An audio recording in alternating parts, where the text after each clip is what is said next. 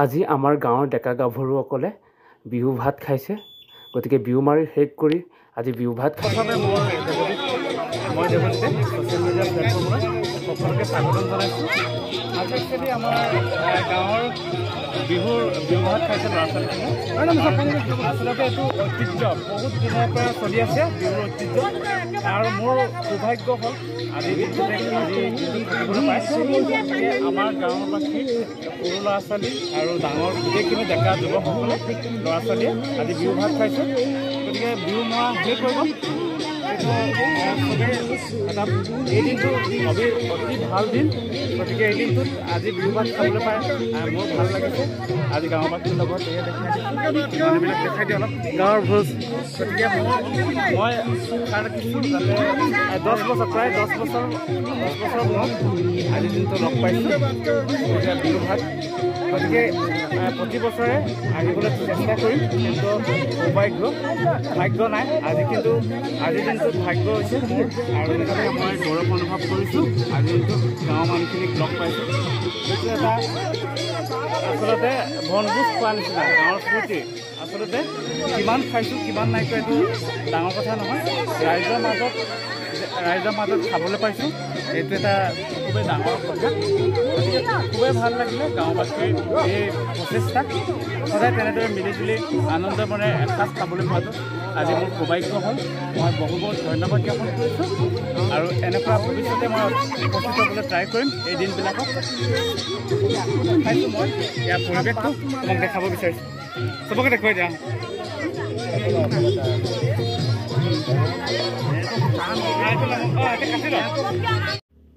এতিয়া মই গৈ আছোঁ ৰান্ধনীশালৰ ওচৰলৈ, আৰু গাঁৱৰ একচুৱেলি ৰান্ধনীশাল ডেকা গাভৰুসকলে বিশেষকৈ যুৱকসকলে নিজেই বনাইছে। চাওক আপোনালোকে, এয়া গাহৰি মাংস বনাইছে, আৰু ইপিনে মাছ বনাইছে, ভাত বনাইছে। আৰু একচুৱেলি গাঁৱৰ বিহু বুলি ক'লে গাঁৱৰ বিহুটো সদায় সুকীয়া হয়। গতিকে কাৰো লগত নিমিলে গাঁৱৰ বিহু। গতিকে মোৰ যিহেতু মই জব কৰোঁ আৰু গাঁৱত প্ৰায় বহুত বছৰেই হ'ল, গাঁৱৰ এই অনুষ্ঠানবিলাক আচলতে মোৰ সৌভাগ্য। গতিকে ভাগ্য নাই, এই অনুষ্ঠানবিলাক মই আচলতে লগ পাবলৈ নোৱাৰোঁ টাইমৰ অভাৱত। গতিকে এইবছৰ ভগৱানে কোৱাত মোৰ এটা ভাগ্য মিলিলে। গতিকে খুবেই ভাল লাগিলে, আৰু নিজকে মই বহুত ধন্যবাদ দিছোঁ। আজিৰ এই পবিত্ৰ অনুষ্ঠানটোত আপোনালোকৰ লগ পাই মই বহুত ধন্যবাদ আৰু কৃতজ্ঞতা জ্ঞাপন কৰিলোঁ।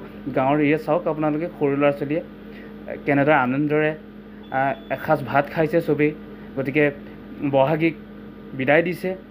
আৰু বিহুৰ আমাৰ একচুৱেলি গাঁৱৰ বিহু এটা পৰম্পৰা আছে, প্ৰতি বছৰে তেনেদৰে বহাগী বিদায় দিয়ে।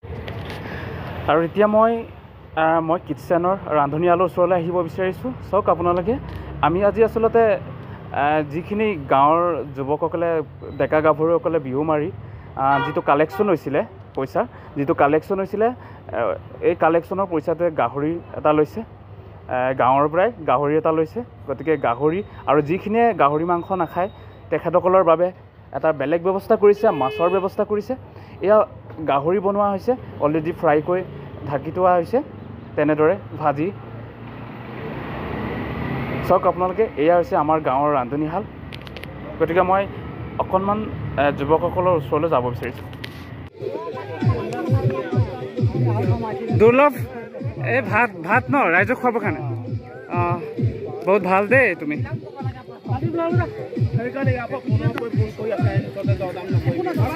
এইফালৰ পৰা এইটো ভাইটি,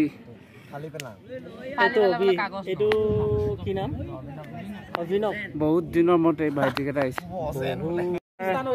বিহু ভোজ চলিছে, সমূহ ৰাইজে মিলি গাহৰি এটা লৈছে, আৰু আমাৰ পথাৰৰ মাজতে মানে কি হয় ভোজ হয়, আৰু আমাৰ সমূহ ৰাইজ গাঁৱৰ মানুহখিনি আহি পেলাই ফূৰ্তি ফাৰ্তা কৰা আজিৰ দিনটো ভালেই লাগিছে।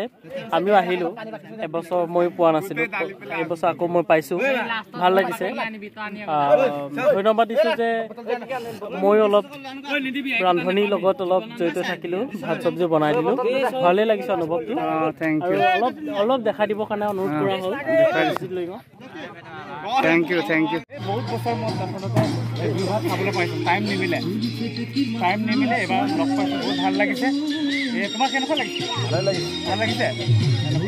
বহুত ভাল লাগিছে। আজি গোটেই মানুহখিনিক লগ পাইছোঁ ন, ভালকৈ খাম। আচলতে কেইপিচ পাইছোঁ এইটো কোনো কথা নহয়, আনন্দৰ। আজি ভাল লাগিছে চবৰ লগত, চব মানুহবোৰ লগ পাইছোঁ। খুবেই ভাল লাগিছে। অলপ দেখাই দিয়ে আমাৰ কিটচেনত পৰিৱেশটো। সেইটো গাহৰি